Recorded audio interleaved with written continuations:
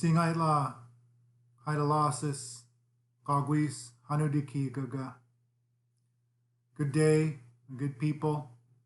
As President of the Haida Nation, I'd like to once again provide an update on Haida Gwaii's COVID-19 pandemic response.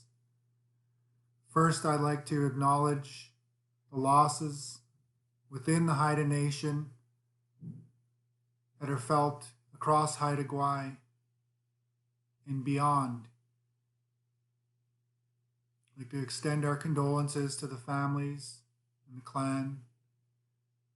And again, once again, encourage everybody to continue to support one another during these challenging times, and especially challenging while mourning the loss of loved ones. As everybody is aware by now, an outbreak has been declared of COVID-19 cases on Haida Gwaii. I'd like to happily announce that of the 26 confirmed cases, all of those who were infected have now fully recovered.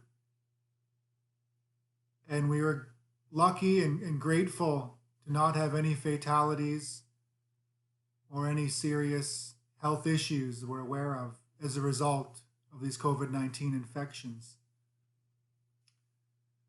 I'd like to say Hawa and acknowledge the hard work and diligence of the people of Haida Gwaii for responding to the outbreak declaration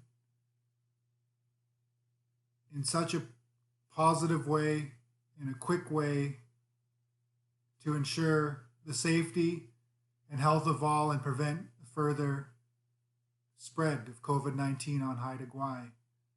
There's currently one person in isolation, and if things continue to progress as well as they have throughout the outbreak, the outbreak will be declared over by August 28th, which will be the end of the ministerial order. However, the Haida Gwaii state of emergency will remain in place, including restrictions on travel and requirements for self-isolation for those who are returning home to Haida Gwaii. We recognize that there are many things on the horizon to consider as we move from the summer into the fall, and there are still many questions. And with the end of the outbreak, we will be reviewing and updating the Haida Gwaii state of emergency. And of course, that information can be found on our website at haidanation.ca. I'd like to continue to remind the people of Haida Gwaii to practice physical distancing and good hygiene, and to only leave Haida Gwaii if it's essential. I'm just grateful and appreciative again to the leadership across the islands and to all of those in the emergency operations centers and all of our businesses and frontline workers and all people of Haida Gwaii for continuing to support one another and take the COVID-19 pandemic very seriously to protect our elders, our most vulnerable, and all the people of Haida Gwaii.